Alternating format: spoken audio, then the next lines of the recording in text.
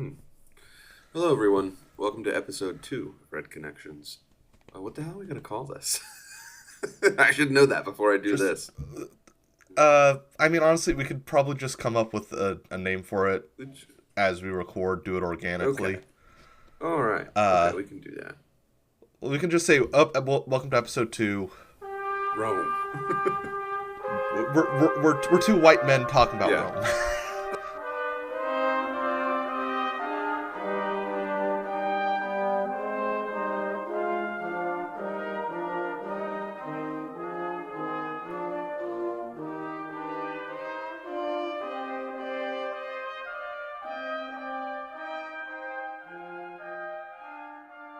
Everybody, welcome to episode 2 of Red Connections. In this episode, you're going to listen to two white guys talk about returning to Rome. So, Well, I don't know about returning. we have to return. I don't want to go back to the slave society, Greg. We are doing an entire episode based on, marble statue profile pictures. So, Oh, I'm gonna fucking kill you, so dog. let's get right into it. We're gonna start with the Iron Age in the Mediterranean. All right. So, I have a feeling that most people listening to this remember from like 8th grade social studies and like high school history how this shit happened, right? Like, you have a bunch of shit kicking hunter gatherers, and then farming comes up from the Middle East and not civilizes them, but that happens, and then you have farming that shows up around the Bronze Age, and then you like things just stack, and eventually somebody figures out bronze and metallurgy, and so you have the Bronze Age, and then you have the Proto-Indo-Europeans rock up, and they bring their languages with them, and this is where things get interesting. I've really got to say the Proto-Indo-Europeans are my favorite group of people. I don't know if you could be saying that, white Can I baby. not be saying That's that? not a good thing to say. They're so fucking interesting. It's There's no interesting, racism but, like, behind mine. I'm just like, I love languages. It's very interesting to me. Yeah, no, I've spent a couple months just going down that rabbit hole, listening to the horse the wheel I language. love, Really I interesting love, stuff.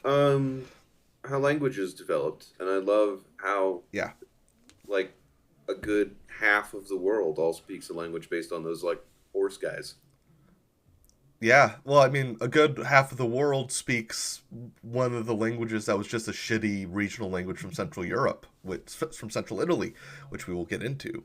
So, the Proto-Indo-Europeans arrive in Italy at the tail end of at the start of the Bronze Age, there, essentially. And what they bring with them, or Indo-Europeans, not Proto-Indo-Europeans, they bring that with them a specific culture of guest right and stuff like that, and like customary things.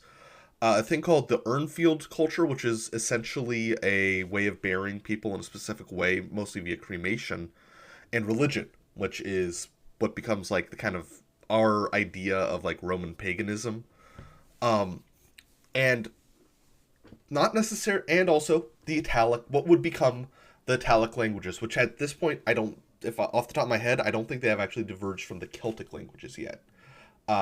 Here's a fun fact for you.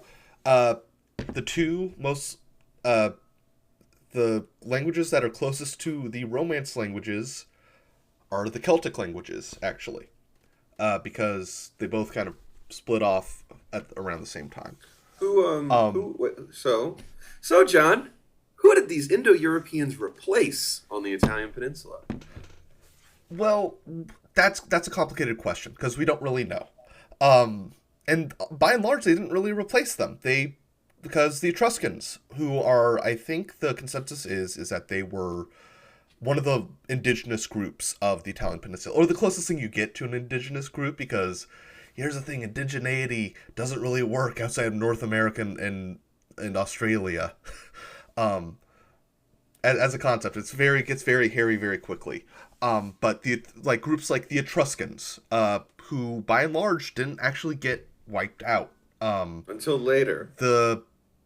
Until later. What they did do is adopt a lot of the customs that a lot of archaeologists and historians believe that the Proto-Indo-Europeans brought with them.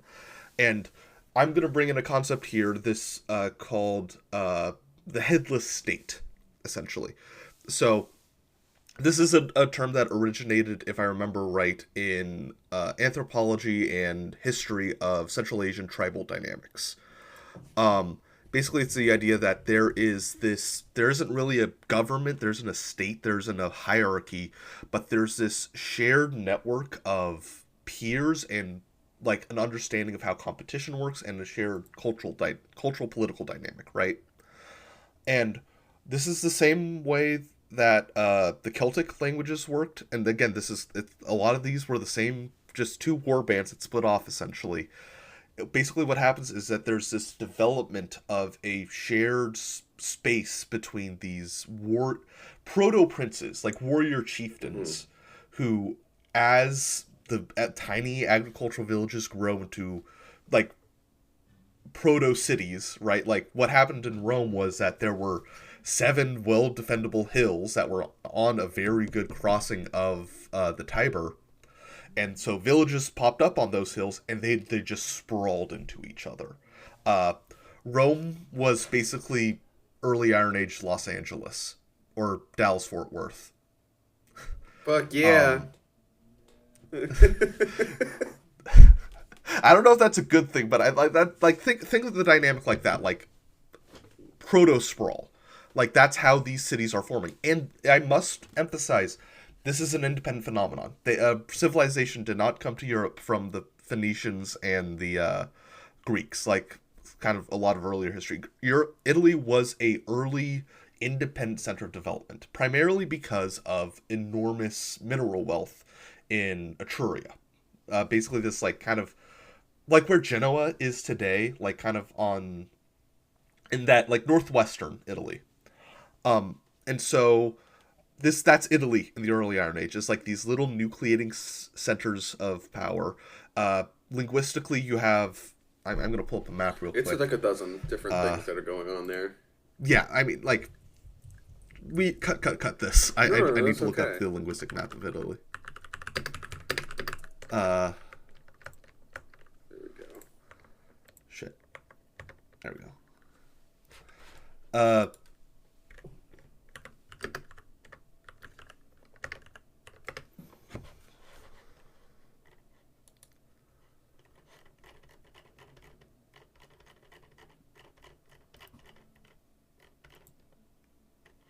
Okay, well... shit. I got a picture pulled up. 6th century BC. I don't know if that's close enough to the time period you want that. Here we go. Okay, I got it. Iron Age Italy. So basically in this area from... I'm going to have to include the link to this map in the description, but... So there's this area... roughly on the Po Valley, so like near what's modern day Venice, up to the Alps, and then down along like the western coast, you have the Etrurians, which are a linguistic isolate. As I said, the general consensus is that this was close enough to indigenous group in Italy. But I will note they did basically integrate into this headless state that the Proto-Indo-Europeans brought with them, right? The Proto-Italics brought with them. This kind of space of warrior chieftains presiding over villages and competing with each other. And then south of that, you have the Italic languages, primarily Umbrian and Oscan, but in this little slice along the coast, you have Latin. That'll be important. Just a tiny podunk regional language. And then for the south, you get the Greeks. Because the Greeks at this point were colonizing Sicily and... The goddamn Greeks. Colonizing Sicily and the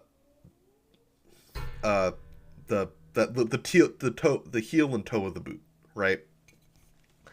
Fun fact, at this point, Syracuse in Sicily was probably the largest city west of China. Sicily had basically become like the linchpin in the Mediterranean trade networks for obvious reasons. I mean, look at it; it's right there in the middle. So And I will say, the Mediterranean at this point had been interconnected for a very long time, since the Yeah, Bronze Age. they're doing boats, folks. They've been doing boats for a They have been while. doing It boats. is very common to have trade networks go from basically Spain to Greece to what's now Lebanon to what's now Tunisia, right? Which is, at this point is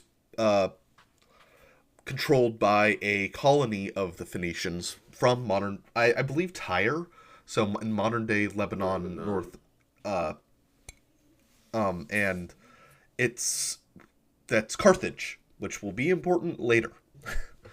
Um, I believe the Carthage is Phoenician for new city, Is it actually. really? So yeah, um, it's very American. I don't know why, but it has Oh yeah, it American means new vibes to town. me.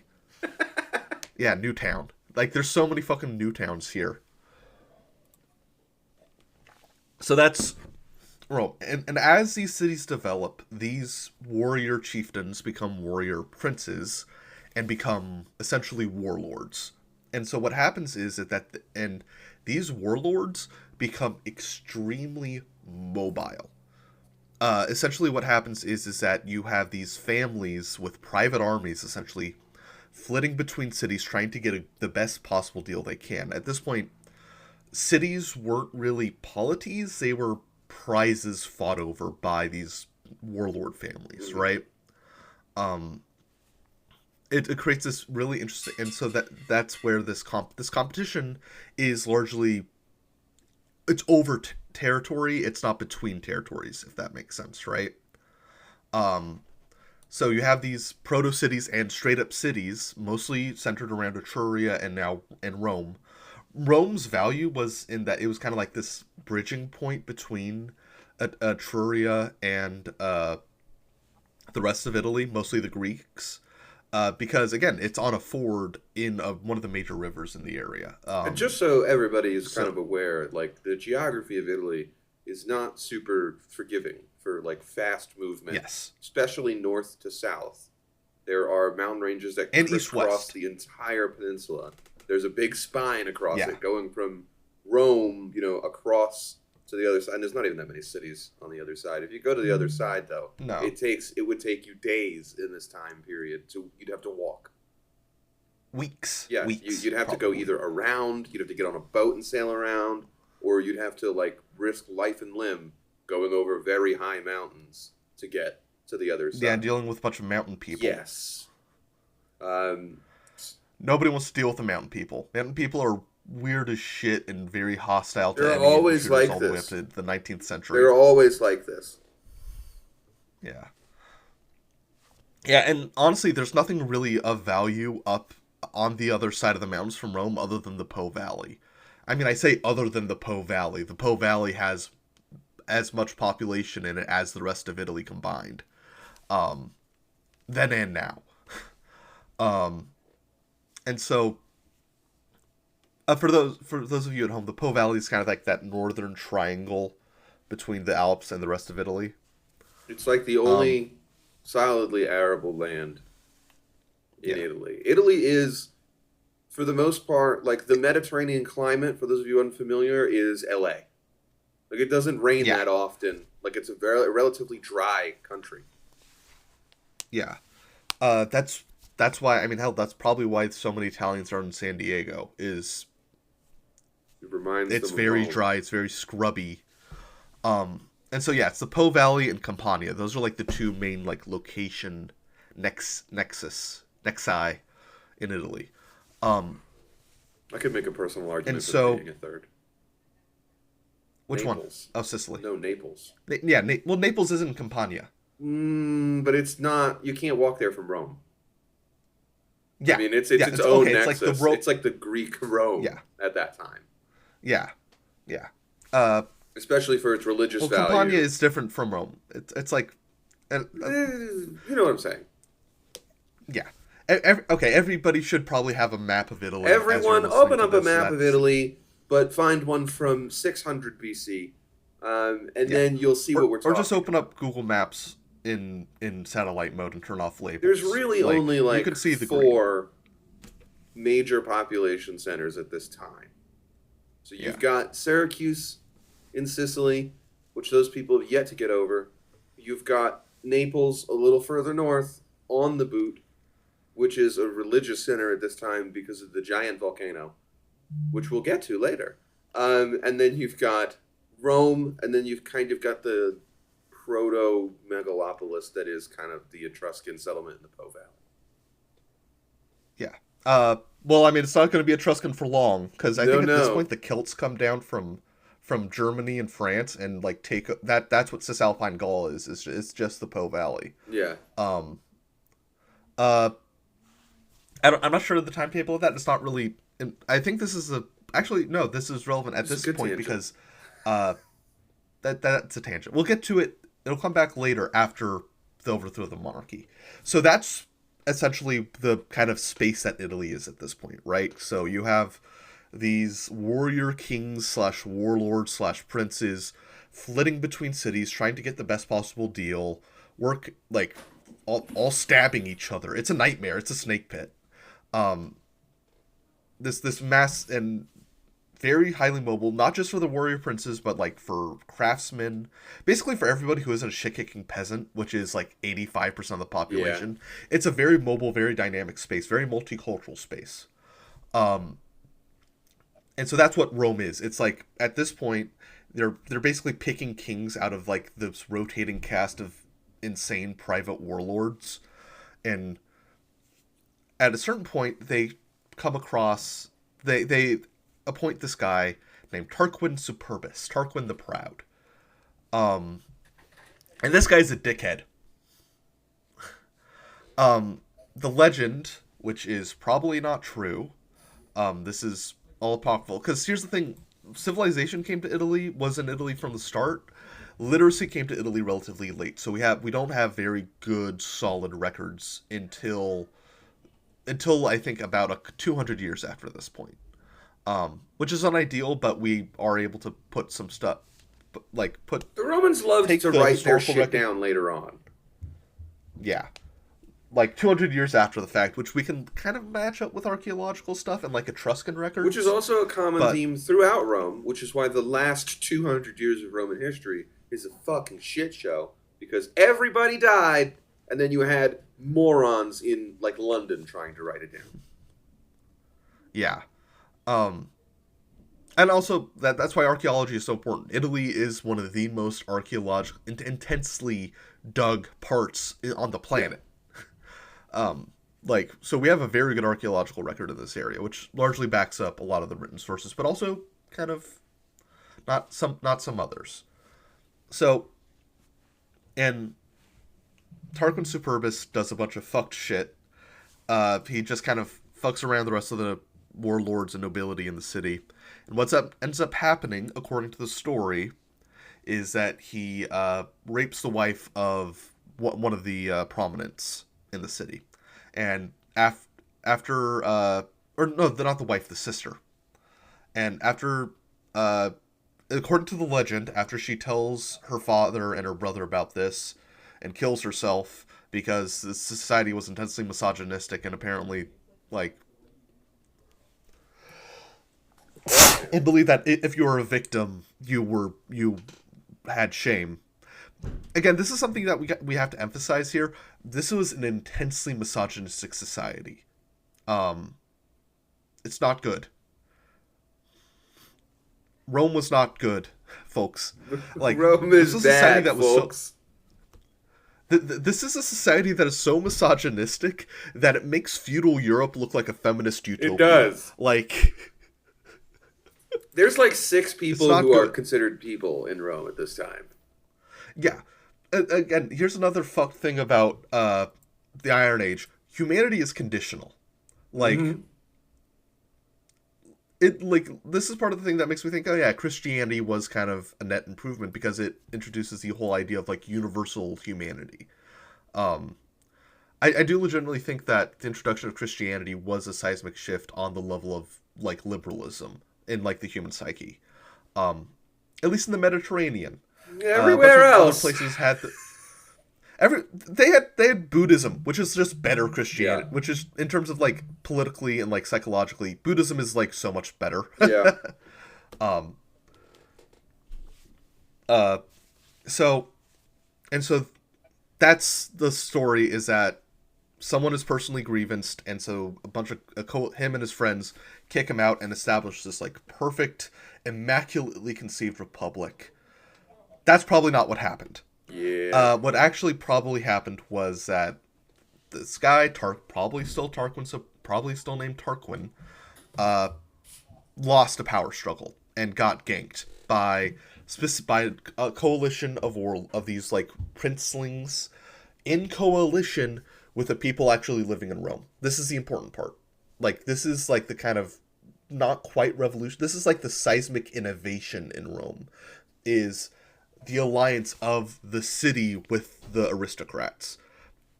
Before, they hadn't really been tied together. It was, people would have property and holdings and houses in every city within 50 miles and just kind of flip between them. The revolution, I'm going to call this a revolutionary moment, because it kind of is in terms of how big it is tying aristocrats into Rome. And essentially so over the next 50 odd years, the actual mechanics of the Republic are conceived and implemented. And what those mechanics are, the Roman Republic, at least at first, is not a state.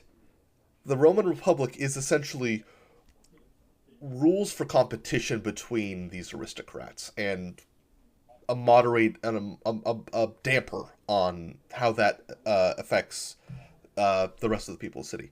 And those aristocrats, the warlords who happen to be in Rome and happen to win the power struggle against Tarquin, those become the patricians.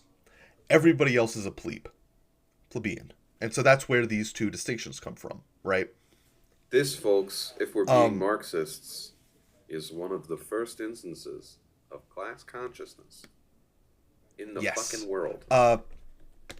And it's like, well, documented class consciousness, because class has been a thing since farming, irrigation, since farming, since irrigation, since the Younger Dryas, since there was fucking Doggerland, between the Britain and the rest of Europe. But this is documentation. This is confirmed class consciousness. And what follows is a 50-year period that is called the Patrician Republic, where the patricians, these warlord descendants, have a defined place. Basically, it's the people of the city giving these patricians privileges so they fucking stay there. Yeah. And they have a reason to be in the city. But friction it's happens. It's also worth mentioning that at this time, right around Tarquis, is Rome starts doing what it loves to do for the next 1,000 years, which is big mega projects. Yes. So among them being one of the first sewers in the world, definitely the first in Europe, the Cloaca Maxima, which is the first underground sewer built in Italy, it's still here. You can still go see it. It is a big tunnel. It goes in a straight line.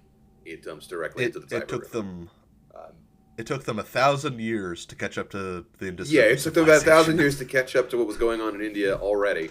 But this is a huge advancement for them. It's independently developed. There's not really much contact at this point between Rome and India. So this is something that they've independently developed. They're carrying their shit out to the river instead of just dumping it in the street. And this type of thing is happening because these aristocrats are actually investing in the city. Yes. So the city starts. They're putting their money. Tarquis also clears the tops of one of the hills. I cannot remember what fucking hill it is. One of the hills overlooking the Forum to make way for the Temple of Jupiter on the Capitoline Hill. So I think it is still there. I think that temple is again, Rome is not a backwater at this point. The Temple of Jupiter is one of the biggest projects since the fucking pyramids. It is huge. Right? It is very large, everyone. It is Very large. Very large. Terrible One of the Trump. biggest buildings I've ever seen. Roman Trump is a good bit, I think. It could Like, be Tarquin. yeah, Tarquin. I mean, Tarquin is like Donald Trump, a rapist. Yeah. So So okay. it fits. So one of the biggest pieces here with this, though, with Tarquin and the end of the more tribalistic version of Rome, the monarchy. is the beginning of kind of the domination of specifically Roman paganism over the other religions that exist in this area at the time. So Tarquin starts to make way for the Temple of Jupiter. He's leveling a bunch of shrines. He's leveling a bunch of Sabine shrines, which are there. That's just a different pagan religion going on in Italy at the time. This is the beginning of kind of, no, everyone in Rome is going to follow this with the Roman pantheon of gods. Because at this time, most areas are going to have a variation of this. If we really go back in time, I don't want to go on too much of a tangent, but if we go back to the Indo-Europeans, they brought with them a pantheon of gods that they spread throughout Europe as they either assimilated or dominated the cultures that already existed. Which is why, if anybody has ever just read a book about Roman mythology, and then you open up another book about Celtic mythology, and then you open up another book about Norse mythology, they kind of have gods that do the same shit with names that are vaguely similar. It is because they are all coming from kind of one central point when the Indo-Europeans arrived in Europe and became the dominant culture. It's also why a lot of the actual religious practices in day-to-day life, like visiting the shrines, praying, sacrifices, it looks a lot like Hinduism. Mm-hmm. Because you'll never guess where Hinduism comes from, folks!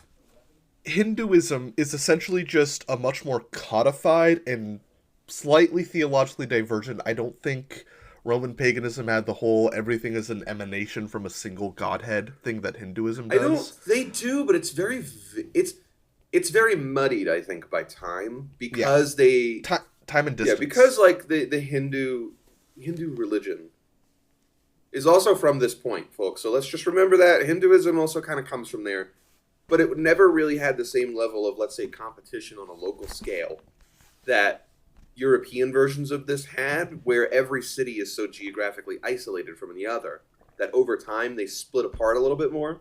And then so when you come back together, when you get like a Rome, or you get like, the Macedonian Empire, or the Greek, just Greek states, they've split apart so much over time that when they come back together, they lose kind of where the foundation would be, where there is like their godhead, their chief gods. It's why you have confusing things in Rome with like the Titans versus the gods. It's like a bastardization of time, where those were originally gods with the rest of the gods, but the people of Rome are recognizing that this is older versus a younger thing, and so they're stratifying it a different way. Whereas the Hindus just had 1,000 years of just the Hindus, which is why there's 10,000 Hindu gods, because they had more time to kind of split it up. Insofar as Hinduism and paganism is really a codified religion and not just 1,000 different like cults, like god cults, that all kind of work together, and insofar as there's a lot of debate about Hinduism, whether or not Hinduism should be considered like one religion or it's like a hegemonized. It's like I've heard Hinduism described by some like Indian activists as being like a prison of local religions and traditions, like kind of like the same ways like the Russian Empire was a jailhouse of nations. Mm-hmm. It's like kind of a hegemonic umbrella that is kind of not great, especially with the modern political climate in India. Yeah, the fucking massive tangent there. All right. Yeah. So anyway, the Romans are starting to centralize their own authority, let's say. Yes. Rather than be we're getting class warfare. Yes. And so what follows is the Roman Republic is nice because you can kind of break it up to like 50, 80, 100-year chunks. Following the first 50 years of the Patrician Republic, you start having about 50 years of essentially constant class warfare. You have some of the first recorded strikes in human history with like the secessions of the plebs, where all the poor people fuck off to a hill for a day. And the upshot of this is essentially this period where eventually the patrician plebeian divide is completely removed in law, and what the class divide ends. And it should be noted, plebeian is much more like a citizenship category than a real economic class. There are plenty of very wealthy plebeians who just don't, by the end of this, who just don't happen to be descended from the original aristocratic clique that took over Rome at this point. And basically, again, and so what emerges at this point is this family clan unit called, this has been around since the aristocrats, called, and the kind of the unit of competition, this kind of state within a state that was kind of bouncing off of each other within this framework of the republic, is a family clan unit called a gentes, or a gentes, which is where, like, and so these are like nations within a nation, essentially, is kind of the way that they're described in the Roman sources, even though the concept of a nation isn't really applicable here, but bear with me. They're clans, they're sub-tribes. Think about it, they're familial units. Think about it that way. Think about it like the houses in Game of Thrones. Yeah, that's a good way to put it. Yeah. And so, again, so that alliance between the aristocratic gentes and the people of Rome eventually evolves into just that barriers broken down, and then just it becomes much more socially mobile. Not very, but much more socially mobile. You have formerly plebeian gentes, which were still very wealthy, are able to join the Senate, which has basically this... The Senate is interesting because it's not really a decision-making body. It's a way to maintain institutional knowledge within the Republic. Mm-hmm. It's basically just like a rotating cast of guys who It's vaguely an advisory body. At this time, yes. Especially, it's just vaguely an advisory body. At least at first. Things happen. So, and it is important to note, there is no structured bureaucracy here. It's just guys. It's like every year a bunch of, like, maybe a dozen, 24 offices are up for election, and it's those offices, which are primarily like auditors and eventually, and this figure which emerges from that first 50 years, the consul, the consuls, there's two of them, basically temporary co-monarchs for a year, right? And the entire concept, why you have two of them, is that a consul can immediately veto the other consul. So it's a way to prevent one manpower from emerging. It's an early attempt at checks and balances. Exactly. Something that emerges that I think is notable and somewhat admirable in this period, it's the one admirable thing I can really find here, is they fucking hate the idea of autocracy. They hate the idea of one-man rule. They built the sewer, man. I don't know. Two things I can be like, that's pretty good. Two things. But no, the Romans do have a kind of a long-standing, and you're going to go like, that doesn't make any sense because they did do an empire for about 800 years. But they do have this long-standing, and it kind of lives on to modern-day Italy, where it's very unique in that they have this long-standing tradition of being anti-strongman, but they cannot help themselves but elect strongmen over and over and over again, and then it always results in fucking disaster. 100% of the time results in disaster. How long that disaster takes, up to debate. But it always results in a disaster directly tied to, like, letting one guy run the whole thing. Yeah. I mean, here's the thing. Letting one guy run the thing isn't what brought down the empire eventually. No, but it doesn't help. And eventually it stopped being one guy. It ended up being like eight guys running the whole thing, which was his own problem. Yeah. But that's a tangent. Mm-hmm. Mm-hmm. So this is what the political body is. It's just guys, right? It's guys and they're enslaved people. It's going to be just guys till the end, folks. So it's just guys until the 19th century. Yeah, it's just guys, and that's everywhere. So it's just guys. Except for China. Except for China, who are doing their own thing, which we should get into, because I'd love to sit down and do an episode on, this is the rebellion of such and such. 35 million people died. Yeah. That's what's going on in China. China is inventing the modern state at this at this point. Big things are happening in China. Quite literally, they're inventing the absolute monarchy presiding over a bureaucratic state 1,500, no, not 1,500, 2,000 years early. Yeah, they're 2,000 years before everybody else. They're inventing the Holy Roman Empire. So no, not the Holy Roman Empire. They're inventing fucking like Prussian absolutism. they're doing nutty things in China right now. They're doing Sun King shit. They are. They're doing Louis the. They're doing Sun King. Yeah, they're doing like they're doing like a horrible fucked up version of the Russian Empire 1,000 years before there's Russians. When it was historically progressive to do that. Yes, when that was the progressive thing versus like, raping your way to the top. They're doing a different thing. Yeah. They're building a depersonalized politics 2,000 years early. Meanwhile, in Rome, politics is still intensely personal and it sucks ass. The thing that happens is when your politics are built entirely around personal relationships, everything turns into a fucking snake pit. It turns into fucking high school with assassinations. It does. And I think the best metaphor for this is the mafia, right?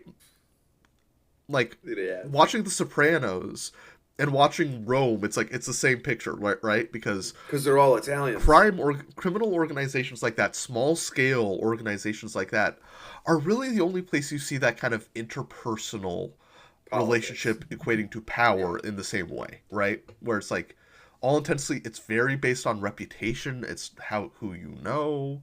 It's if you're friends with a guy, like, that is the mode of power and organization that dominated the human species everywhere except China until 1500. Really astounding, folks. China was like miles ahead for like 3,000 years. They're just miles ahead. China was miles ahead until the year 1750.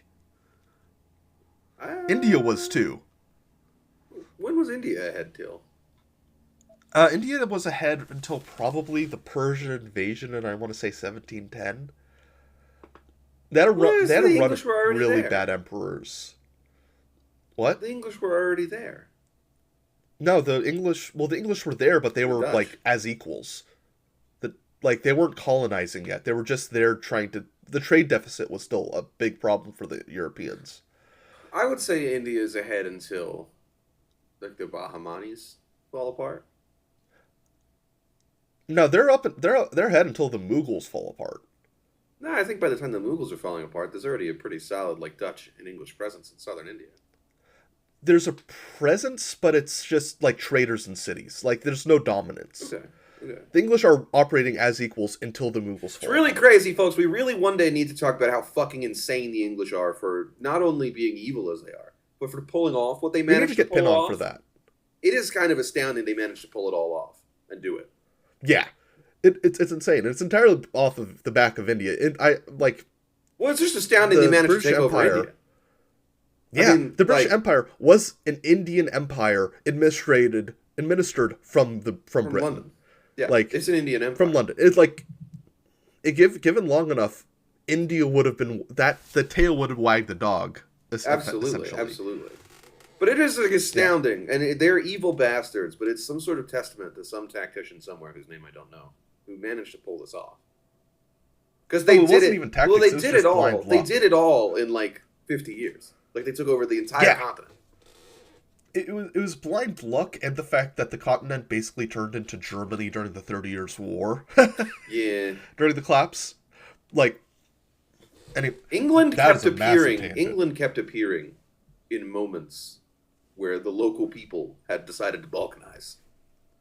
Yeah. The rise of the British Empire is just an astounding series of Nat 20s. Yeah, it really is. It really is. Speaking of Nat 20s, the Romans begin rolling these a lot. They start rolling these like immediately. Immediately, just dub after dub after dub. During a lot of this class conflict, there's this kind of constant back and forth. You see a lot of private warfare happening, where these aristocratic and later these patrician and just generally aristocratic gentes, after that wall gets knocked down, start doing private warfare, like basically Italian Prigozhins, um, or like Italian Blackwater. It's a lot more like Italian Blackwater. These guys are competent. Yeah. Well, some of them aren't. Well, I mean, One gentes of like 300 people gets knocked out by a bunch of fucking goat farmers. which is awesome. Yeah. Which the Samnites, I think. So they end up in like a hyper war against a bunch of Etruscan cities and end up becoming the hegemonic power over what's left of Etruria after the Celts come down to the Po Valley. Yeah, wait, hold on. Let's Let's stop real quick. And let's go back maybe 10 seconds in the historical like time frame and talk about how the class conflict in Rome is kind of solved.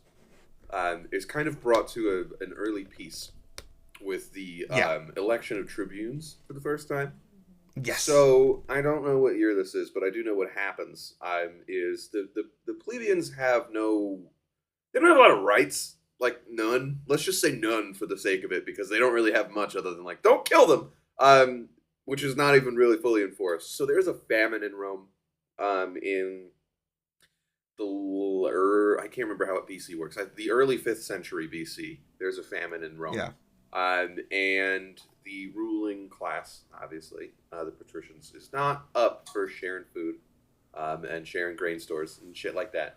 And so one of the few political tools that the plebeians do have is called a secessio plebis, which is just them. It's a strike. It's a strike. It's a secession of labor. They are seceding from Rome and not putting in any work. And because they are the working class, the ruling class doesn't know how to do this shit, and there's not enough of them to do this shit.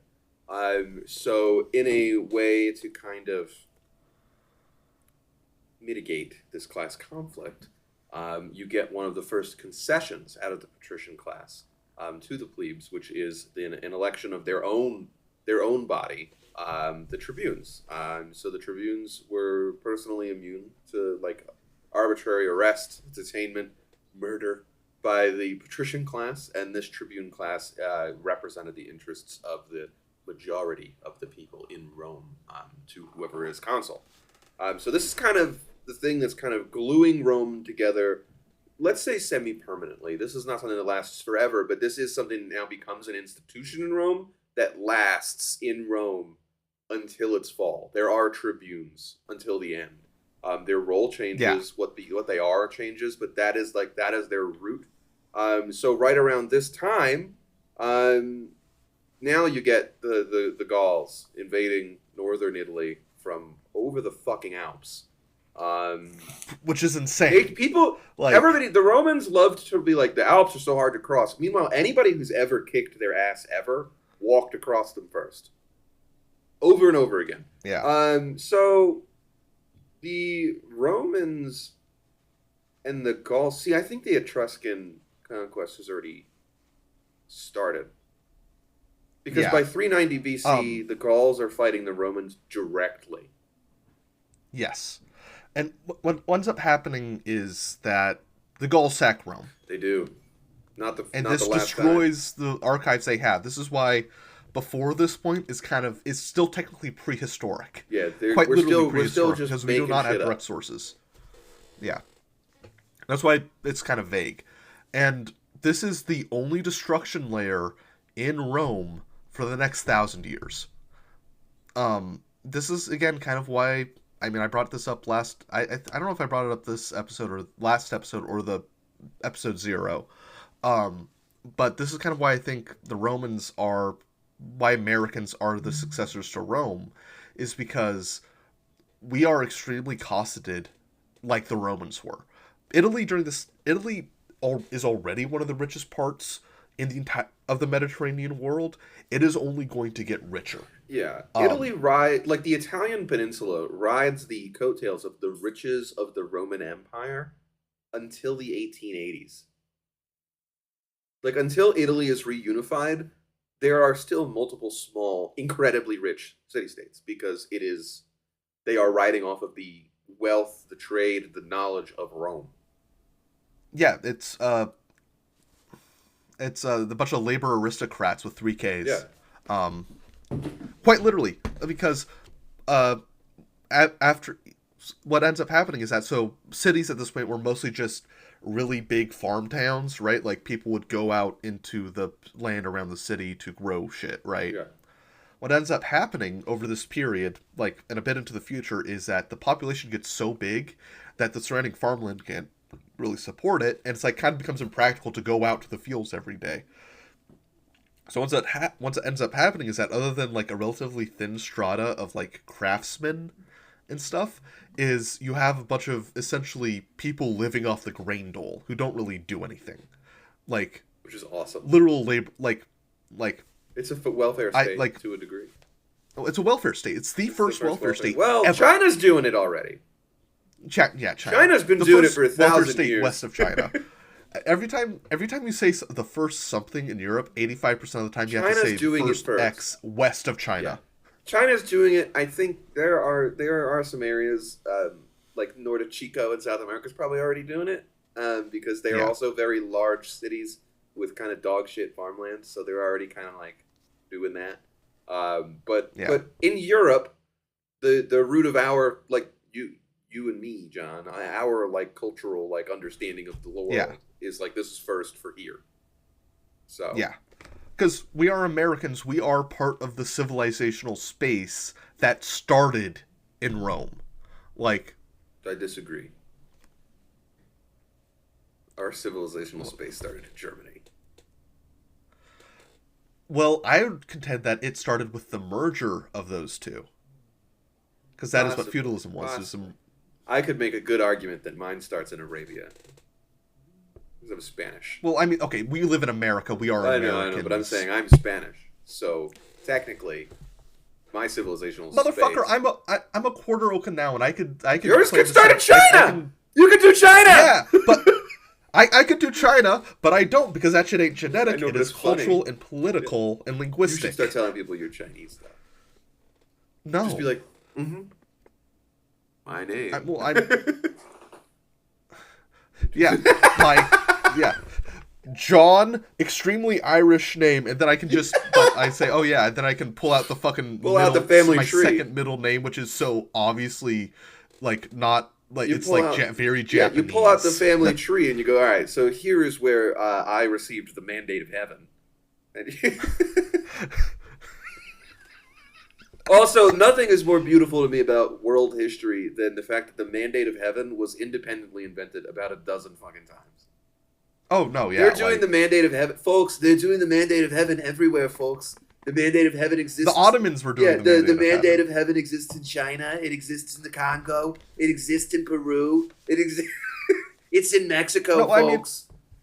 The whole notion of the mandate of heaven is arguably the whole one of my kind of crank opinions, it's not really a crank opinion, is that the absolute state that emerged in Europe in the 50 and 1600s is just them copy pasting the Chinese It's model. got to be a bit of it.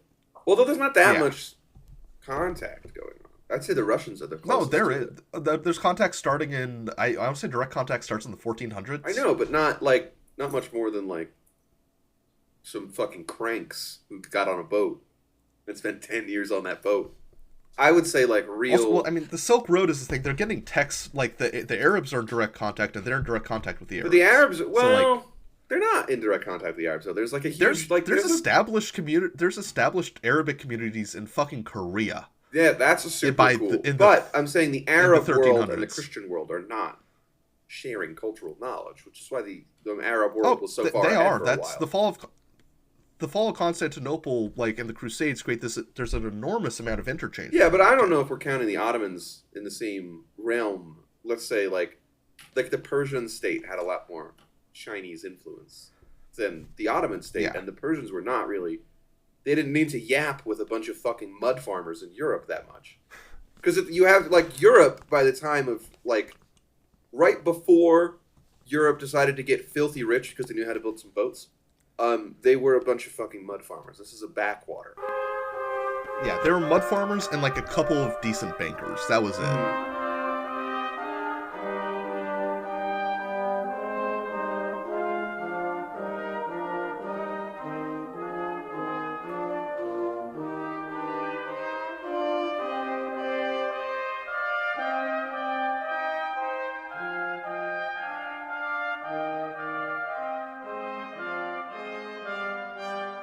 with the Romans are beginning to do proto-colonialism. Not really. Well, it's not really. straightforward Well, they're doing straightforward colonialism in some colonialism. parts. We're gonna say at this point in time, everything is so confusing. So, but the Romans start beating the shit out of everybody who lives nearby, and Yes. culturally dominating them basically as hard as they can, as fast as they can. Which, honestly, good strategy to build an empire. So, Blue jeans and apple pie, baby. they're already doing this before the plebeians and the patricians kind of come to their agreement. So they're fighting the Samnites. They're not really able to consolidate the Samnites. But then they fight the Samnites for like 80 years. 343 to 338. Okay. Kind of. Well, there's two wars happening at once. On and off warfare for like 80 years. So there's two... Well, I guess you're correct. This is the first Samnite War. But which turns into the first Great War in Europe, the Latin War. With multiple different people trying to beat the shit out of the Romans. Because everybody around Rome is realizing, oh no, these guys mean business. And so you have something called the Latin League form, which is the states that are not Rome, trying to defend themselves against Rome. It's centered around the region of Latium, near Rome. Didn't work. Let's just say it didn't work. So eventually the Romans get into it, and then they're in charge of it. And so that's gone. So then the Romans are just cooking people. They are cooking people. So the Romans, they get to take over. Oh God, they take some land from the Campanians. The Volsci are gone. The Sidicini are gone. The Arancini are gone. I think it might be Aracini because it's still Latin. It's a weird thing the Italians did. This entire time, they have a kind of an overpopulation problem in Rome itself. So what they start doing is they start planting colonies. Like, this is where the term colonialism comes from. Yeah. They start planting soldier colonies near other cities. They start doing Israeli shit. They're doing Israeli shit.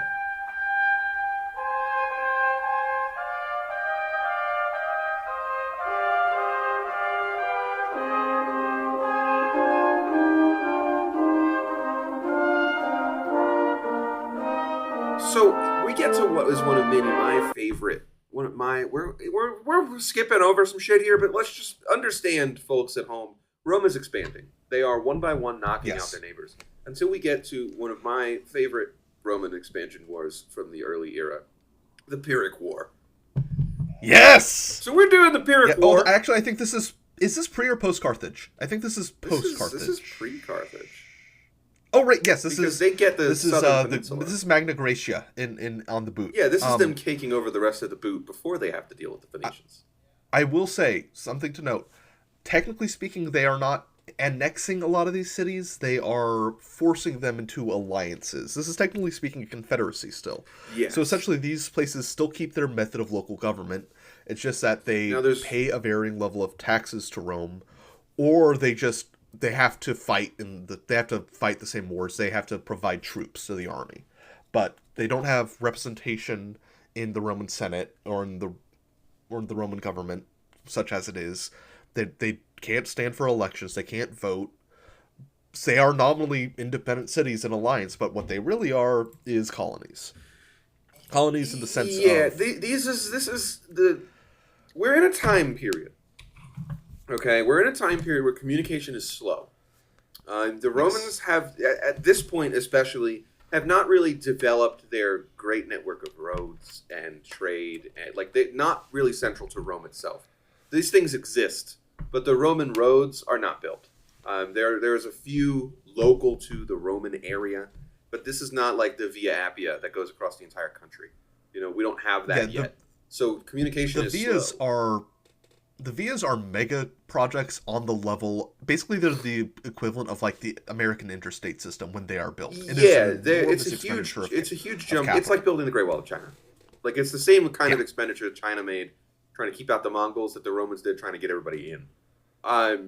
So By the 3rd century BC, okay, Rome is like the dominant military power in the Italian peninsula, but it's not really challenging outside of that yet.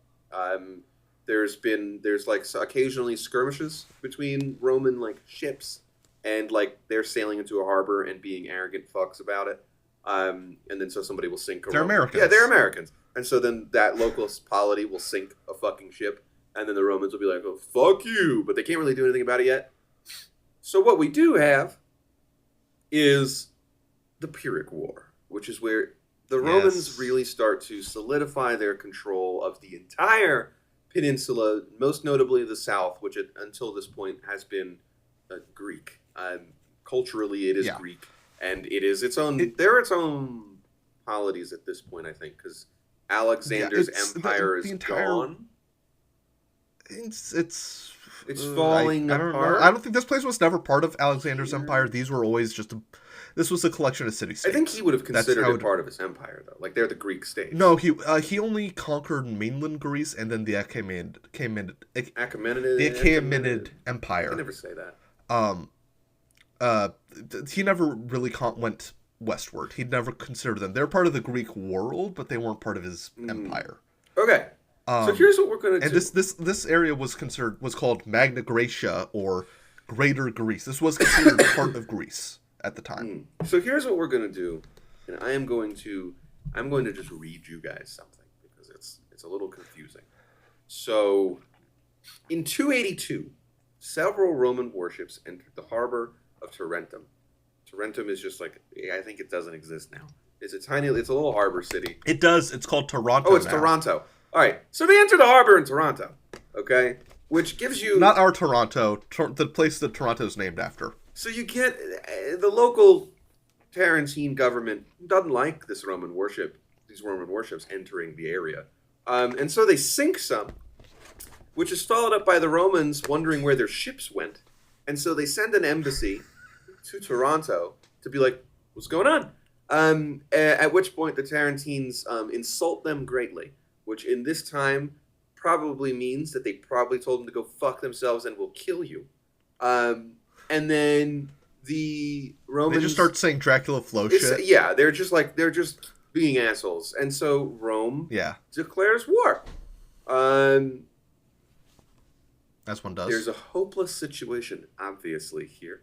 Because the Tarentines know that they can't necessarily beat Rome in a fight, in a fair fight. It is one city against the rest of the peninsula. Well, actually, no. Let me make this clear. The Tarentines control essentially the entire southern half of the boot. Not the southern half, the southern rim. The southern rim of the boot is all Tarentine area. Because at this time, they're hegemonic over the area. Think of it like this time. Rome is not the only regional hegemon. There's a few. So Toronto is one of them, in that they are the regional hegemon for most of the southern pieces of the boot of Italy. So all these cities that are on the southern boot pay their tribute to Toronto. We'll include a map in the description. Yeah, we'll make it make sense. But anyway, the Tarentines realize they're fucked, and so they appeal to the king of Epirus. In modern-day Albania. The Albanians, a scourge. I think. It's Albania. It's literally Albania. Yeah. It's Epirus. Yeah. So this king, his name King Pyrrhus was Albanian, sort of his dog people. This king Pyrrhus, who is a cousin of Alexander the Great. So this is all happening at the same time. So Pyrrhus is a cousin of Alexander the Great, who's eager to build himself an empire. He's in a pretty strong Greek city-state at the time. And the Greeks are at this point are fucking sitting on top of the world. So everybody and their brothers we could do this. So Pyrrhus would like to build for himself an empire of tributes across the Western Mediterranean, and so he takes this opportunity to help the Tarentines with gusto, because he knows in his head he's going to be able to dominate this area afterwards. So Pyrrhus lands in Italy in 280 BC. With 25,000 men, which is a lot at this time. That's a lot of troops. And a line 20 war elephants. So when people are like, oh, the Romans have never seen war elephants until Carthage, they saw them here. So they get some Yeah. war elephants, and he starts kicking the shit out of the Romans. Like it's not even a contest for most of this war. He is kicking the shit out of the Romans in just about every goddamn battle that they come up against each other in. This will influence Roman tactics going forward, but they beat the shit out of him. And so okay, okay, all right, folks. So the Pyrrhic War is continuing on here, and it goes for about I think 3 or 4 years, and right at the end, um, there's this thing called the Battle of Asculum, where Pyrrhus makes his famous quote, supposedly, "If we are victorious in one more battle with the Romans, we shall be utterly ruined, because the Romans are losing, but they are doing like." Human fucking wave tactics. Essentially, they're outnumbering Pyrrhus's troops numerically, and so Pyrrhus might They're keep whittling winning. them down. Yeah, he might keep winning tactically, but he is losing over time. He cannot replace the losses that he has. It is literally, it's Vietnam. It's Vietnam for him, Yeah. and so it winds up where Pyrrhus tries to appeal for some help to Carthage. He tries to appeal for help from Syracuse. He can't really get everything to work out for him. So he tries to invade Sicily. Yeah. And then he doesn't really get the whole island. He gets like Syracuse. And he can't take the main fortresses though. So like now Pyrrhus is like fucked. He's really in Vietnam now. Now he's in Laos. Like he went from one place to another thinking He's in Cambodia. Yeah. So eventually Pyrrhus dies. He just fucking dies in a battle. Yeah, he dies in a battle in Greece.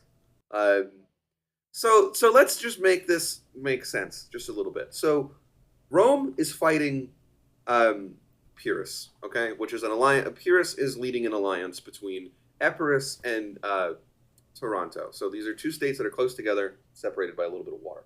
They're fighting Rome. It kind of stalemates out eventually. Like Pyrrhus realizes he can't really beat the Romans completely, and the Romans are also well aware that this is like killing a lot of people that they need to kill other Italians.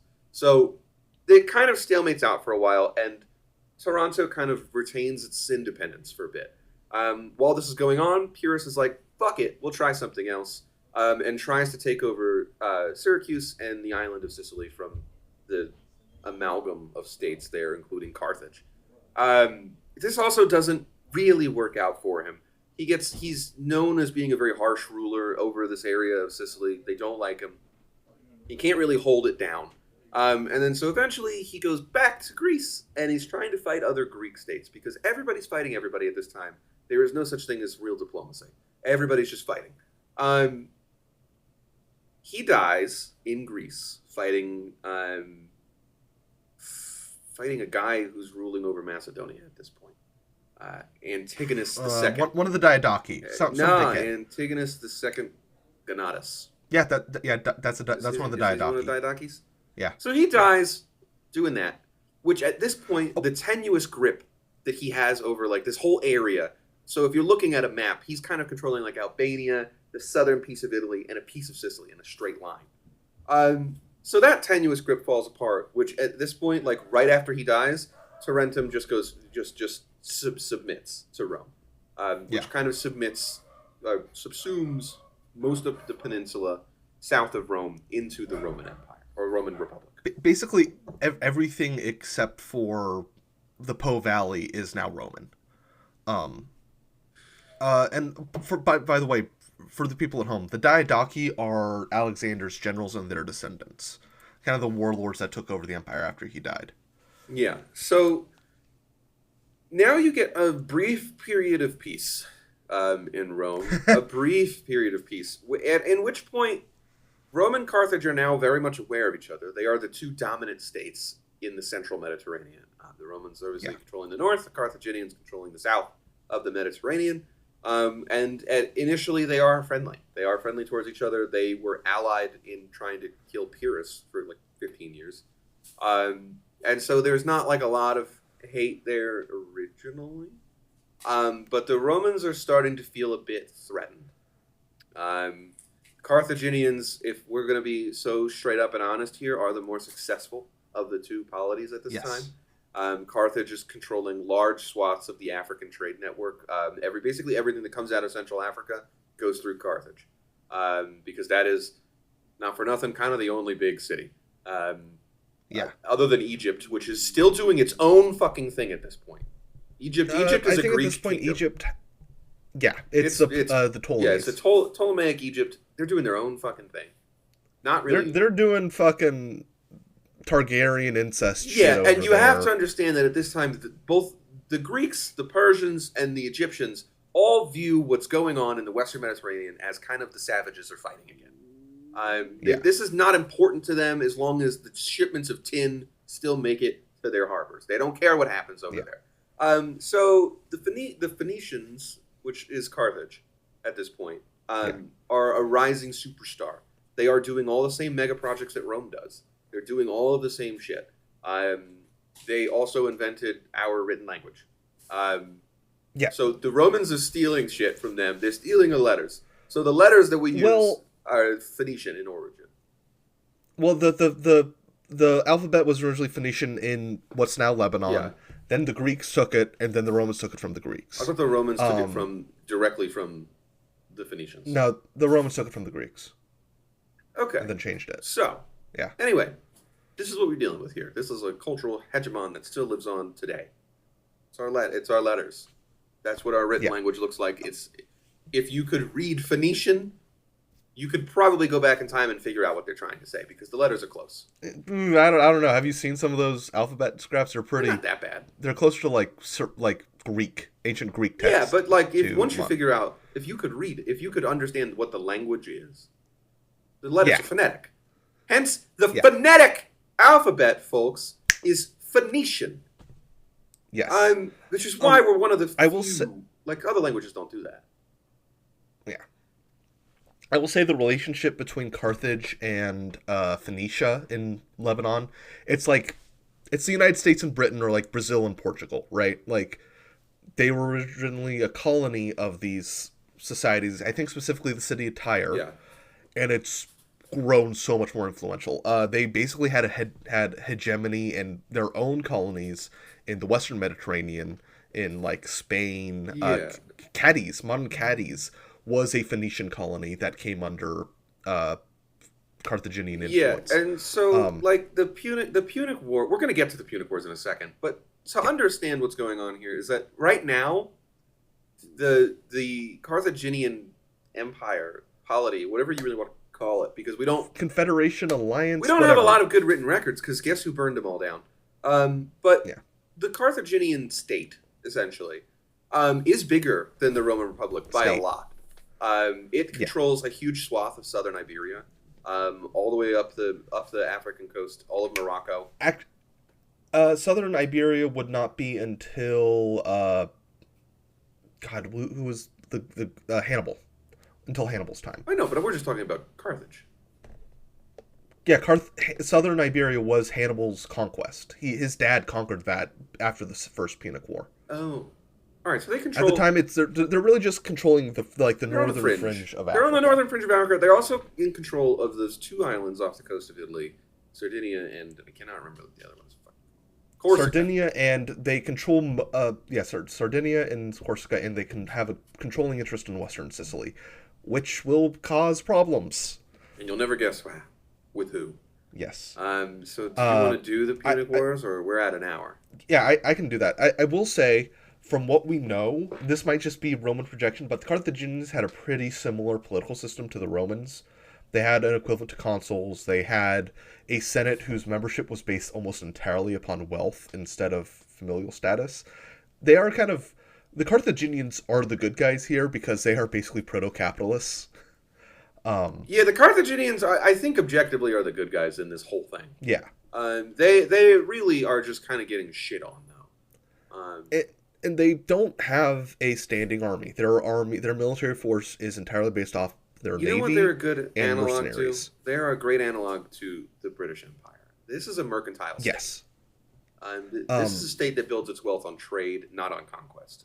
The conquest is The secondary. British Empire, but with less genocide. Yeah, this is they are built entirely on their mercantile wealth. The territorial conquest that comes with that is less so. It is violent. Let's not. I'm not going to make them the good guys completely here. They do a lot of murder of their own, but it is more so that they come to economically dominate and then subsume. Yes. An area rather than go in there and kill everybody. They are doing settler colonialism in Western Sicily, or like an equivalent to it, but and so Sicily is going to end up being the initiator in the First Punic War. Sicily is the breadbasket of the Central Mediterranean at this point. The Italian carrying capacity had basically been pushed to its like limit with current agricultural technology, and Carthage is in Tunisia. Tunisia is not exactly a very agriculturally bountiful place now. It was slightly more then than compared to now because of desertification, but it wasn't great. So like this is a agricultural surplus that both really want, and so there's this like kind of Cold War over it. Like people when it was it's kind of hack to say that like the Punic Wars is to Rome what the Cold War was to us, but there is something of a Cold War happening there. There's kind of this friction that's happening, and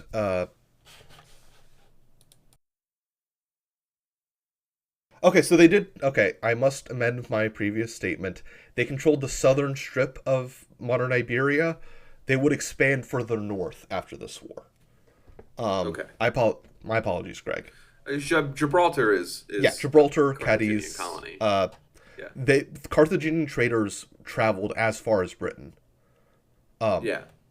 Which is insane to me, honestly. Not that crazy. I mean, we have confirmed that Carthaginian traders carrying a Greek chronicler made it as far as Scandinavia. Yeah, that is nutty. Yeah. Scandinavia is a little nuttier. Yeah. But Britain is close enough, and there's this common misconception in pop culture where like the Romans and like basically everybody like didn't know Britain was there. They all knew it was there. Yeah. Everybody knew the fucking island was over there. Ireland maybe less so, but everybody knew that England, like the British Isles, were over there and there were people there. They just all considered it as a fucking backwater that was really only good for tin. Which it is still today. It's just still only good for tin. And it is a fucking backwater. But there's some decent food there, I think. But in England, I like some of the stuff. I like fish and chips.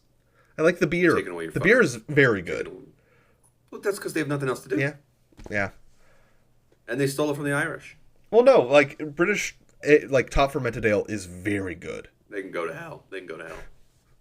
Let's sink that island into the ocean tomorrow. We do need to do that. But anyway, everybody knows England's there. All right, let's drop the misconceptions. Everybody in the Mediterranean knows about the rest of Europe. Yeah, it is not an unknown wild. And so when people say like the Romans are calling them like unknown savages and wilds, it's more that they just don't speak their fucking language, and they don't know what they're doing. But they do know that it's there. Yeah, the Romans were very racist. Very racist. Yeah. So the war starts when Rome tries to get like a more concrete territorial foothold in Messina, near Syracuse.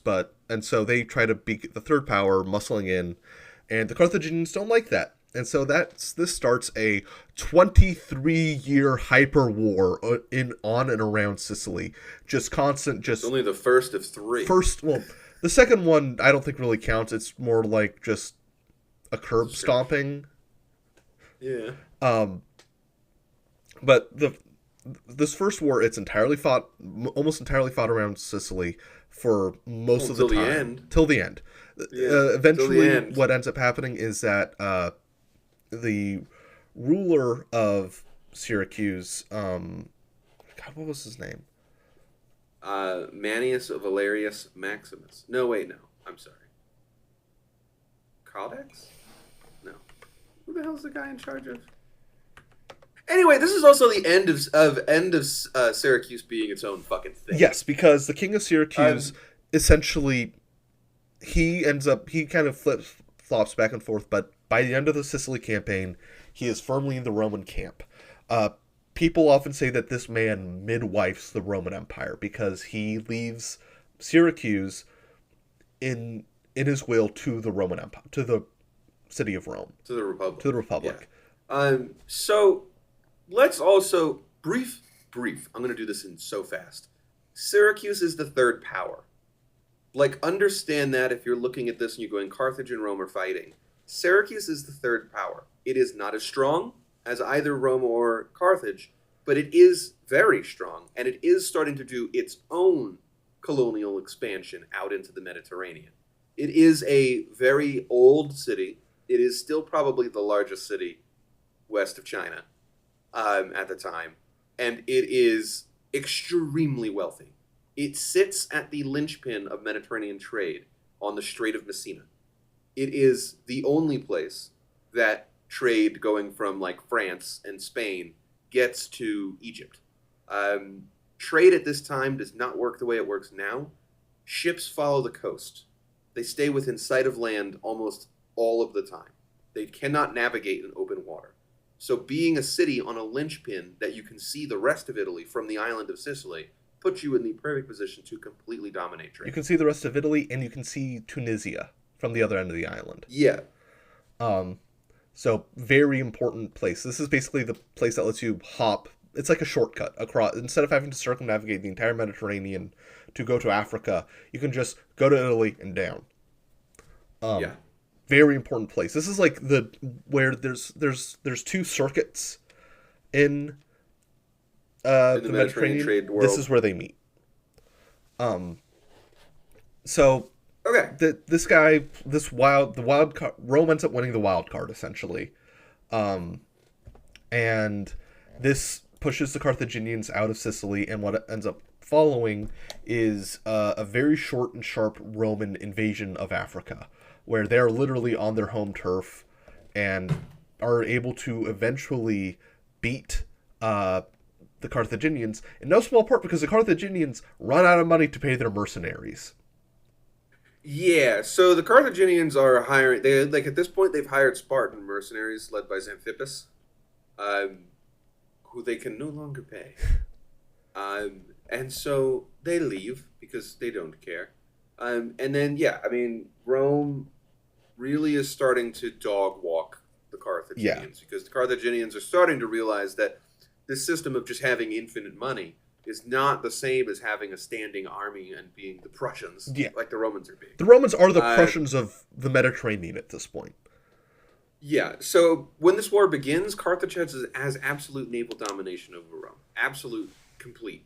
And so in retaliation, the Romans go, I guess we should build a ship that can break other ships in half. And so they build the Corvus, and then they build about 5,000 of them. And they start smashing Carthaginian ships in half rather than doing what previous to this was naval warfare, which is essentially archers standing on boats and boarding, and they try boarding to push off. into each other. They invent boarding warfare at this point, basically. Yeah. So the Romans take advantage of the mercenary revolt, which lasts about 3 years, to take over Sardinia and Corsica as well. So, the Carthaginians are kind of hobbled. And one motherfucker, is bearing a grudge. And his name is Hamilcar Barca.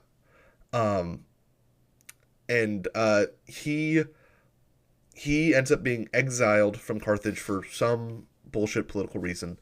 Ends up building like a small private empire in like what's now Catalonia in northern Spain. Yeah. And at this time, he's raising a little precocious child. He tells this child, all right, here's the thing. I'm going to make you swear an oath to always make war against the Romans whenever able. You know what this kid's name is? I have a feeling folks at home might be catching on. I know you're catching on. It's Hannibal Barca. I think even this, I don't... here's the thing. Greg and I have been guilty of just kind of name dropping without explaining who that person is. I'm name dropping Hannibal. I guarantee you guys know who Who doesn't Hannibal know who Barca Hannibal is? I is. would hope you know who Hannibal is. I hope you know. If not, stop this podcast. Look him up. Read his biography. He's Europe's Sun Tzu. Yeah, he's Europe's Sun Tzu. So there's a piece of about. So the First Punic War goes from 264 to 241 BC. It lasts 23 years. Mercenary War goes into like 238, 237. The Second Punic War starts about 10 years after that in 218. And this one starts in because of some.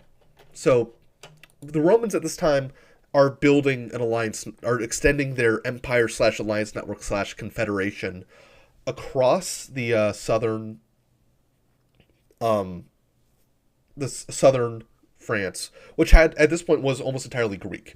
Yeah. Marseille has already been founded by this point by Greek colonists, and it falls under Roman hegemony, and they start moving towards the Pyrenees and into Spain, and they have a couple city-states that they have aligned with, a couple tribes that they've aligned with in Iberia. And Carthage, specifically Hamilcar, had built this little private empire, which was nominally part of Carthage, but was really his and then Hannibal's and that family's little fiefdom in modern-day Catalonia that kind of abuts against that. And there'd been a couple kerfuffles, shall we say? Let's say kerfuffle. Between Rome's allies in the area and the Barcas, specifically the city of Numantia. And what ended up happening is that they agree to an arrangement now? where the Carthaginians will not cross a specific river south of just south of the Pyrenees. What ends up happening is, for some reason or another, they cross the river. And so this starts probably a war that will be the closest to bringing Rome to its knees. There's an Iberian campaign, but that's kind of a sideshow. That's Hannibal's brother. And it mostly is a distraction to bring a bunch of Roman legions into Iberia and away from Italy. By the way, they have legions now. Yes, this is they've had legions for a while now.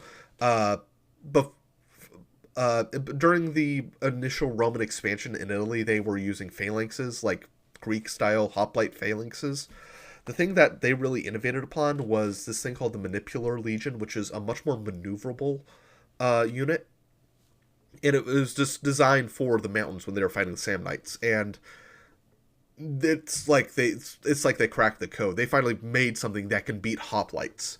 Hoplites at this point, this is the thing that allowed the Greeks to really punch above their weight. Hoplites were basically super soldiers. Hoplites conquered half the known world. Half the known world. And the Romans found the thing that can conquer hoplites. Yeah. Hoplites, by the way, are like the Greek heavy infantry, big shield, big spear, all in a square, pushing back and forth. Yeah. So, and Hannibal does the thing that cements him in human history as like one of the greatest tacticians in history. And he crosses the Alps with an army and a bunch of war elephants. He crosses the Alps with 100,000 men and 37 elephants. By the way, this is 100,000 men. There are standing armies in the world right now that are nowhere near this size. Understand that. And these guys are, and it's important to note, these guys are all marching in like one or two columns. They're walking. Like armies at this point move as like dense groupings. They do not spread out over borders like they do now. That is a phenomenon that only really emerged during World War I. Yeah. So this are just an army moving in a block. He loses about half of his troops doing this. He crosses the Alps. Yeah. He probably loses about 50,000 men to the cold. Doesn't matter though, because Hannibal has some allies on the peninsula. Notably, the Boii? Is it Boii? The Boii? Maybe it's Boii. The Boii, yeah. The Boii and the Insubres, who are fighting Rome already. And so now he's got them to rely on. And then I am going to let you handle Hannibal's fucking brutal march down the peninsula and back up it again. So Hannibal basically starts doing this campaign. Hannibal's big plan is to again, Rome isn't just a solid unitary block in Italy. It is like this weird. It is marbled as hell. It's very Holy Roman Empire. It's a bunch of Roman colonies and the aligned cities that are nominally independent but have to provide troops. Yeah, they're Rome. Hannibal's entire plan is to break those allies off, is to make it clear that Roman position untenable by removing those extra sources of manpower. And so what he does is essentially is he tries to run a big demonstration campaign that's like, the Romans can't protect you. Join me or die. And he ends up going back and forth across the peninsula, and eventually the Romans are able to put together an army to meet him at Cannae. And this is a fucking disaster for the Romans. Absolutely fucking disaster. They lose half their fucking army. It's half their army. The other half is in fucking Iberia. It's across the fucking world to them. And the other half meets Hannibal.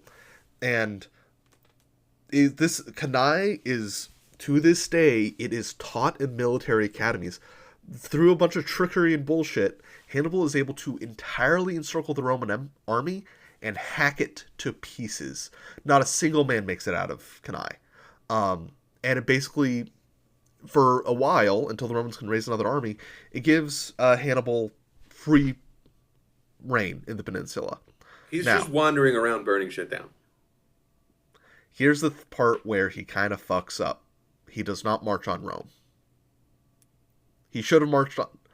if he had marched on Rome, we'd all be speaking fucking Phoenician. I'm not going to Monday morning quarterback one of the greatest military minds in Western history, but he should have marched on Rome. Because what ends up happening is that he gives the Romans time to use their enormous manpower advantage. He managed to break off a couple allies in Samnium and Magna Graecia, but what ends up happening is the Romans have a manpower advantage, and they have the other greatest Western mind in military history, Fabius. And he is able to devise a strategy of essentially grinding avoiding a decisive battle and using that in skirmishes to grind Hannibal down. And this Fabian strategy of avoiding direct conflict and just picking him off, it's very unpopular, politically speaking, for what should be obvious reasons. This is a very honor-based culture. Yeah. They want to kill. And so Fabius, basically, he gives the Senate blue balls, essentially, but he managed to eventually drive Hannibal out of Italy. Here's an interesting connection to modern politics, or 20th century politics. This is where the entire concept of Fabian socialism comes from, and reformist socialism that kind of emerged in the Labour Party in the early 20th century. It's the idea of basically doing a Fabian class war, right? You don't actually fight the class war, you just kind of peck away at the bourgeois order and get concessions. Look how that turned out for the Labour Party. Yeah. Works in Iron Age Italy. I don't know about if it works in modern bourgeois politics. Yeah. We also, while we're going through this, another thing is happening in Rome, which is the first of many wars with the Greeks. Yes. During this time, Hannibal also has Greek allies. Namely Philip V, Macedonia. Yes. Who wants to try and negotiate an alliance with Hannibal to extend his power and his influence into Italy and in just West in general. Right now, there's kind of this gap between the Roman, if on land, if you were to walk, there's kind of a gap between the Greek city-states and Rome, which is the Balkans, which is not to say that they are empty.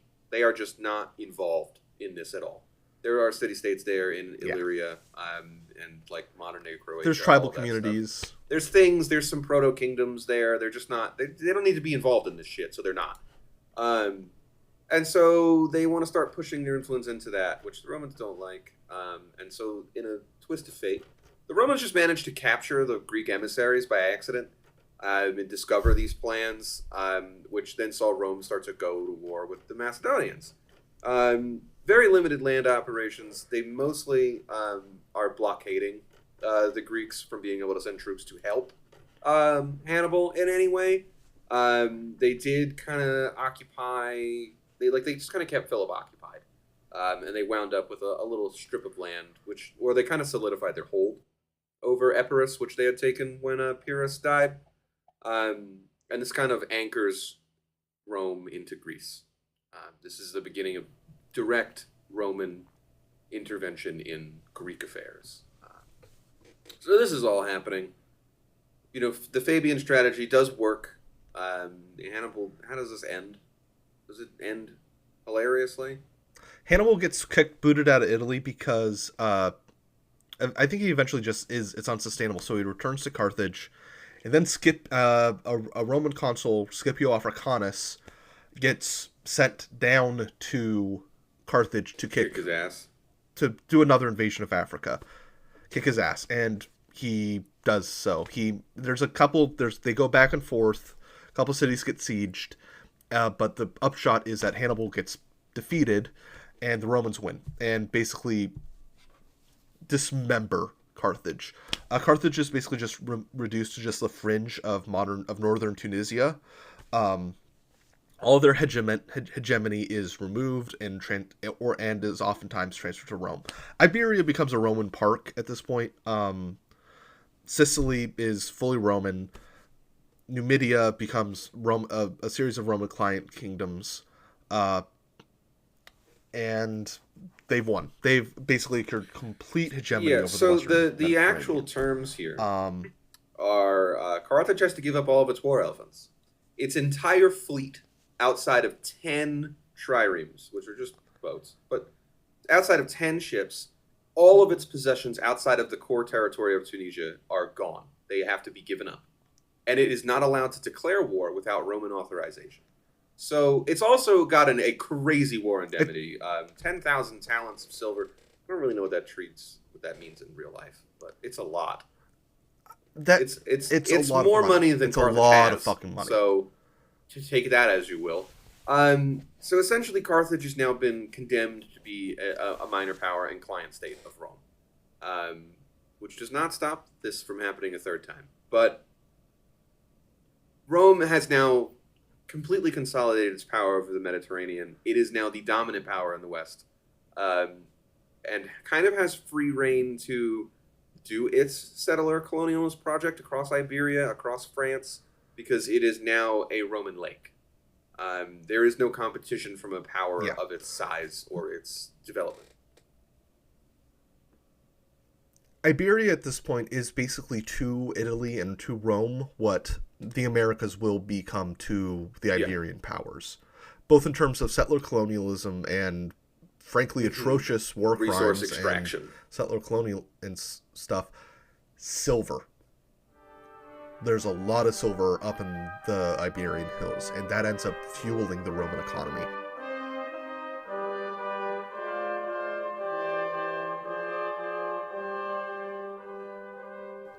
At this point, the ball had basically gotten the snowball was too big to stop, right?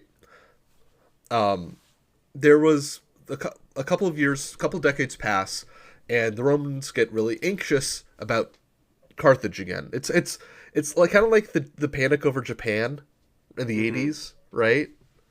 This is where you get the whole Carthage must be destroyed thing, right? Where they managed to pay off their war indemnity, and they're like, oh shit.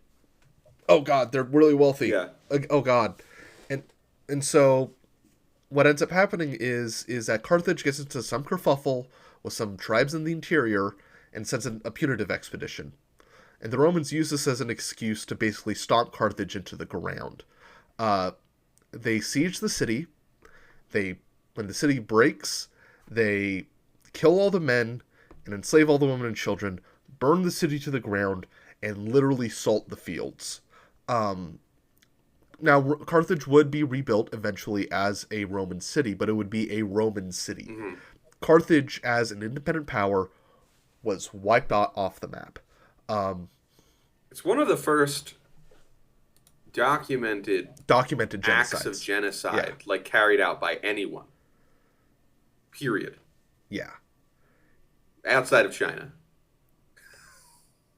Yeah. They were doing that, but outside of China. Yeah. Okay, so right while this is going on, um, the Romans decide that they want to be Greek,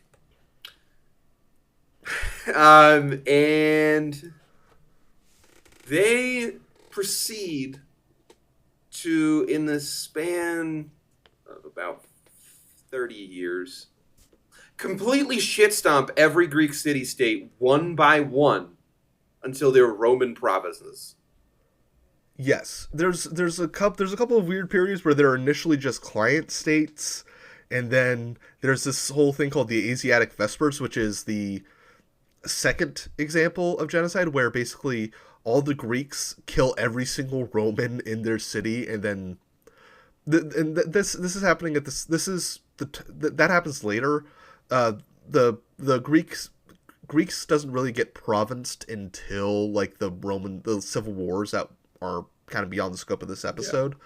Um, but the Legion, again, like we said, it's the only formation that has been made that can beat the hoplites, and it shit stomps the hoplites. Both because one, the Romans have such a massive uh, military rear compared to the Greeks. The Greeks, the polity that Athens was the capital of, you could literally ride your bike around it in an afternoon. Yeah. Um, These are not. and these tiny. The Greek city states have remained the same since the fucking Iron Age. Like, they're tiny. They do not. They operate in they're kind of tied confederation together when in necessary. Yeah. But they, for the most part, are independent, and all it takes is like one wily guy to fuck it up for everybody. So, like, you really don't have that many dominant states in Greece. Macedonia is the dominant state at this point. It's Macedonia. And it's mainly because they control an actual area of territory. Everywhere else is just a tiny little city with like maybe a couple miles of a ring around it that's like theirs. Yeah, and so the Romans are able to just shit stomp them, and which in turn enables expansion into Asia, and so and at that point, Rome isn't really able to face an adversary that really scares them until the Germans in like the in the Imperial era, right? Yeah. Okay. So we're gonna wrap up here, guys. So what you need to understand is that Rome rolls a bunch of natural 20s, and they are kind of just winding up on the winning side of most of the conflicts they get involved in. Not necessarily like that they're not talented military commanders here, but they generally start winning. Somebody makes a mistake. Hannibal, maybe the greatest military mind in Western European history, made a mistake and didn't sack Rome when he could, and maybe would have broken Roman power. Who knows? But he didn't.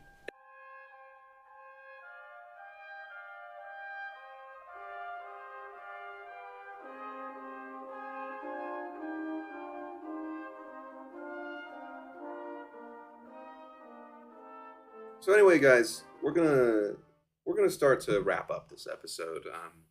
Main points here in this episode are that you see class consciousness develop, enter conflict, and enter a stasis for a time in the Roman Empire, in the Proto-Roman Empire. This is still the Roman Republic, but by this point, we are reaching the end of the Republican era. So it is about 180, 170 BC, somewhere in there, that the Romans have decided to consolidate control over Greece.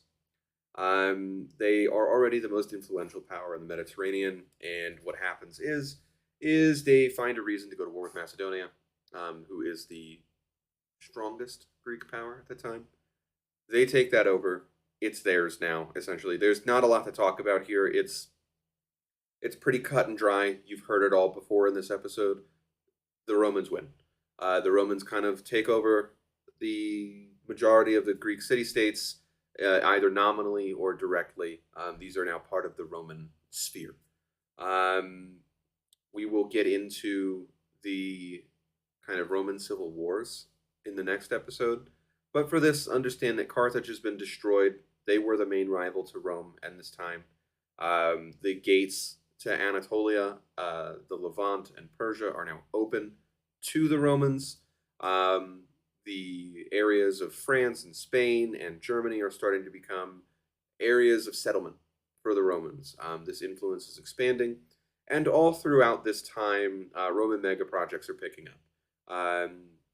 You see the great aqueducts, the great Roman roads. These are starting to be planned, and in some places they're being built, especially right around the core of Rome. Aqueducts are being built, sewers are being built. The great temples, the great entertainment areas of Rome are starting to be built. Um, you won't see the grand transformation of the Rome that you would see today yet. That comes later on. But right now, this is kind of what you're looking at when you look at Rome. It is a power on the rise. It is very much analogous to America right after the Civil War, where suddenly there's this huge frontier that's open to them that they are going to exploit, destroy, and make the most of for their own economic and personal political power gain. Class consciousness has developed. There is a stasis between the plebeians and the patricians at the moment. However, understand that this only exists within Rome and its direct vicinity. The majority of the people that live outside of Rome and its direct vicinity do not have any of the rights that these Romans have. And that is something that we will touch upon more as we move through these episodes, but that is a common theme where only Romans have citizenship. The rest are subjugated peoples in some way or another. So, with that being said, I'd like to thank everybody for listening to this episode. Hopefully, it's not too tangent filled. We will be coming back to Rome. We might not be coming back to Rome in our next episode. I believe in our next episode, we're going to move back into the modern era, and we're going to talk a little bit about the Red Army faction in Germany from the 1960s to the fall of the Berlin Wall. We'll talk a little bit about that, and then maybe we'll come back to Rome after that and kind of give you guys the Roman Civil War and the rise of the Imperium.